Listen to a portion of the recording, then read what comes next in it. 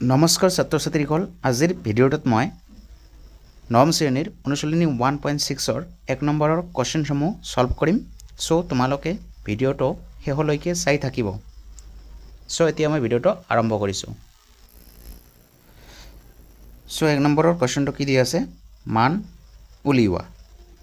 1 নম্বৰটো কি আছে? 64 আছে আৰু পাৱাৰ কি আছে? 1/2 আছে। সো ছাত্ৰ ছাত্ৰীসকল, প্ৰথমে আমি 64টোক মৌলিক উৎপাদকত আমি ভাঙি ল'ব লাগিব।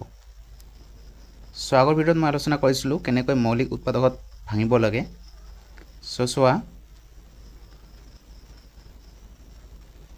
64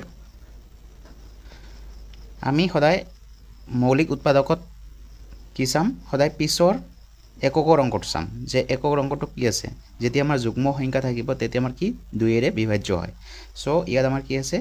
4 সাইডত যুগ্ম সংখ্যা হয়। সো আমি কি কৰিম? 2ৰে ভাগ দিম। সো 2ৰে ভাগ দিলে 2 2 3 গুণ 6 আৰু 2 2 গুণ 4। তাৰপিছত আৰু যুগ্ম সংখ্যা আছে, আমি আৰু 2ৰে দিব লাগিব। 2 1 গুণ 2 হ'ল, ইয়াত 1 বাকী আছে, আমাৰ কি হ'ব? 12 হ'ব। 2 6 গুণ 12। তাৰপিছত যুগ্ম সংখ্যা আছে আৰু 2ৰে যাব। 2 8 গুণ 16, 2 4 গুণ 8, 2 2 গুণ 4।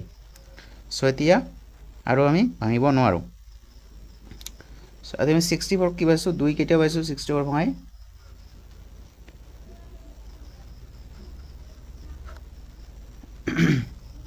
1 2 3 4 5 6। সো আমি কি লিখিম? সো আমি 2 কেইটা পাইছোঁ? 6টা পালোঁ। সো আমি এনেকৈ লিখিব পাৰোঁ 2 টু দি পাৱাৰ 6 হ'ল আৰু পাৱাৰ কিমান আছে? হাফ আছে। সো ইয়াৰ লগত আমি হাফ কি কৰিব লাগিব? পূৰণ কৰিব লাগিব। এতিয়া আমি এই 2ৰে আমি এই 6ক কি কৰিব পাৰোঁ? ভাগ কৰিব পাৰোঁ বা কাটিব পাৰোঁ। সো 2 3 গুণ কি হ'ব? 6 হ'ব। আমি এই 2 দি এই 6ক কাটিলোঁ, কেইবাৰ পালোঁ? 3 বাৰ। সো এতিয়া আমি কি কৰিব লাগিব? এই 3ৰে একক পূৰণ কৰিব লাগিব। সো 2 আমি 2য়ে লিখিম। এই পাৱাৰ দি পাৱাৰ কি কৰিব লাগিব? পূৰণ কৰিব লাগিব। তো 3 1 গুণ 3 হ'ব। সো এতিয়া যদি আমি 2ক কিউব কৰোঁ তেনেহ'লে কি হ'ব? 2 × 2 × 2।